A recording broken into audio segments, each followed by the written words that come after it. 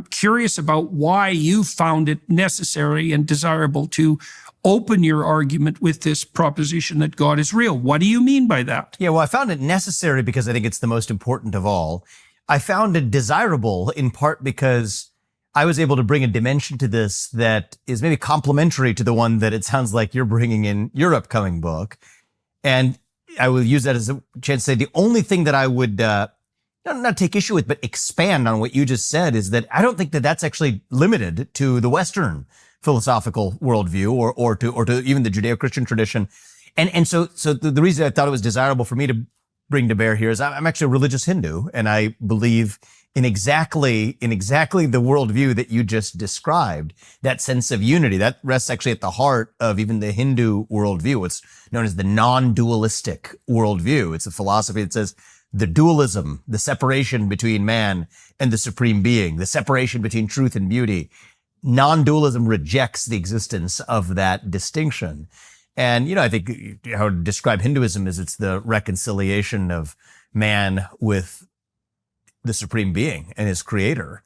And I think that is something that is a common thread through nearly all major world religions. And I think that the common thread this debate about between the atheist and the person of faith in each of those religious traditions and cultural backgrounds and backdrops where that debate has taken place, I think falls into the trap of believing that because you can't understand something, that other thing no longer exists, which is actually a denial of the entire history of science as well, right? So the idea that your body is composed of cells that themselves contain nucleic acids that offer the blueprint for your genetic makeup.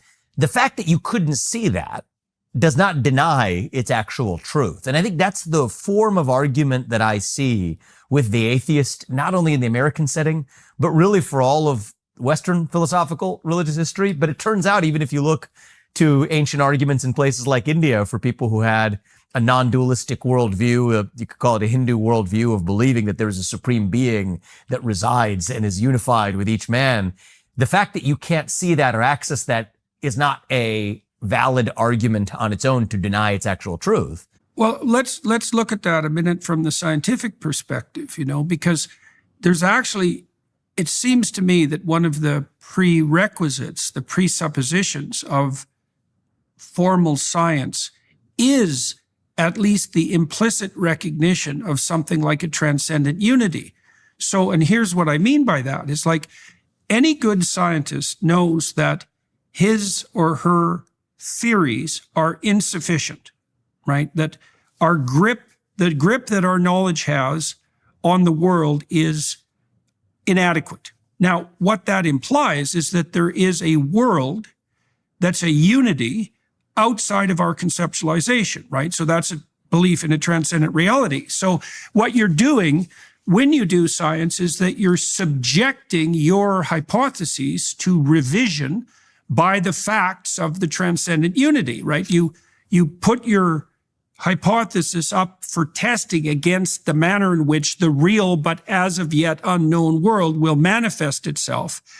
And so you have to presume that there is a reality beyond your presuppositions. And not only that, you have to presume that that reality is intelligible and that making the effort to make it intelligible is actually beneficial and good.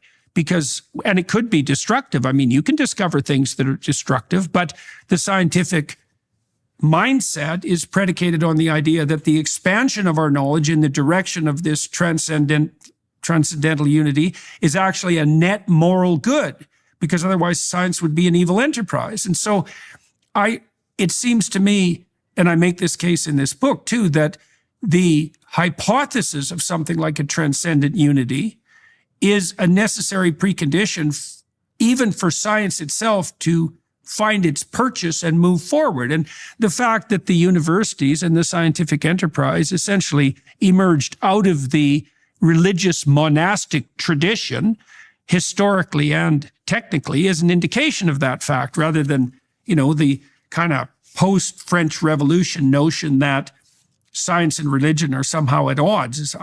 I don't think that's historically accurate. And so now there's one other thing too, and I'm interested in your comments about this. See, the other reason that the proposition that you begin with, God is real, is necessary in a political sense, as far as I can tell, is that there's dawning realization over the thousands of years of human civilization that it's necessary, even for those who rule, to be subject to some ethical framework or power that's beyond them. So even among the ancient Mesopotamians, for example, these are the oldest writings that we have, which is why I'm bringing them into the discussion. The Mesopotamians realized that their emperor had to be an avatar of a god they knew as Marduk. And Marduk was the god of attentive watching and truthful speech. And so insofar as the Mesopotamian emperor was an avatar of the spirit of careful attention, the attention that updates and learns, and truthful speech, he had the right to remain as emperor. But insofar as he deviated from that moral path, which wasn't a characteristic of him, but a characteristic of something transcendent, if he deviated from that, he violated the principles upon which his sovereignty was predicated. And, you have to ask yourself, how could it be other than dangerous for anyone to inhabit a political system where the presumption was that the ruler was the fundamental final source of ethical evaluation? I mean, there's no difference between that and a tyranny, obviously. So much in what you said there. And again, it's another great example in parallel to our climate discussion now on this discussion about religion. One of the things I tried to do in this book is to make that accessible to, again, ordinary Americans who feel who understand in their heart probably what you said, but may not have been able to parse it exactly in the manner that you have. So let's just separate, as we did for the climate discussion, into a couple different categories of argument here. And it's funny, this actually relates directly to the opening chapter of Truths as well. I'm sure your book is a full book on it. This is a shortened version. The first point about science itself being predicated, the scientific method itself being predicated on that unity, that's exactly right. And so what the observation I make to just make it simpler and more convincing to laypersons is that it is therefore not an accident. Every great scientist, or many great scientists, Albert Einstein, you go straight down the list, Blaise Pascal, some of the people who have made the greatest discoveries that have improved the frontiers of scientific understanding of the universe, did indeed believe in a single true God. And I do believe that that is something that at least should surprise people who adopt the post-French Revolution worldview, that somehow science and religion are at odds, when some of the unambiguously greatest scientists, physicists, biologists, chemists, have all arrived at the conclusion that there is some greater mover of this universe that we're unified with. And the scientific method almost presupposes that exactly you're going to incrementally access knowledge that you don't have. And the fact that you're able to do that in the realm of science is actually validating, not contradictory of the fact that you may do the same through religious experience. So that's one category of argument, which is different from a separate, entirely different point, which is scientific knowledge is only one form of knowledge, right? The idea that truth is limited to that which you can access through empiricism or through empirical testing is just a claim. That's an assertion. When in fact, empirical... Well, it's also one that's been scientifically invalidated in recent years, because the advanced cognitive scientists in particular, the scientists of perception, understand that we have to prioritize our perceptions, because otherwise there's an infinite number of potentially relevant facts, and an infinite number is too many. And so we use a value structure to prioritize our perception of facts.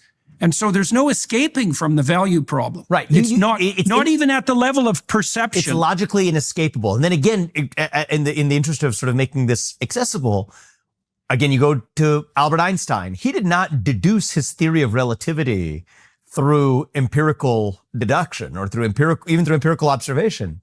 He deduced it through what you could call a form of meditation, right? Deep reflection on what must be true in the universe, accessing what we now accept as truth through a different mode than empirical deduction, which was later validated through empirical testing that at least accounts for our current understanding of relativity. So A, you've got the fact that the scientific method itself relies upon the idea of some broader unity, as you call it. B, the fact that the empirical deduction of truth is not the only path. In fact, you have almost definitive proof that it can't be the only path to accessing truth, and good historical examples to support that.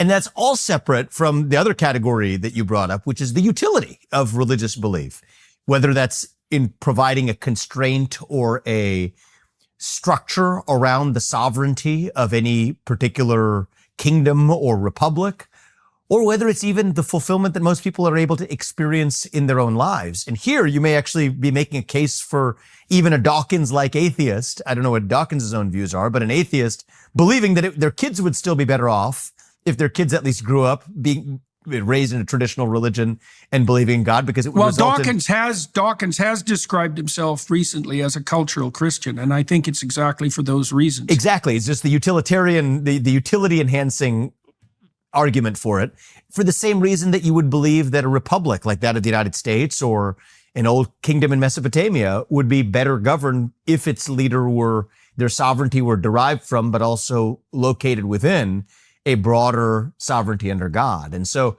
I think that those are four different categories of arguments. Some are actually grounded in truth. Others are grounded in utility, but all of which lead to, as you put it at the beginning, the desirability, but also the importance and necessity of starting the book with that exploration of why God is real and why that's important.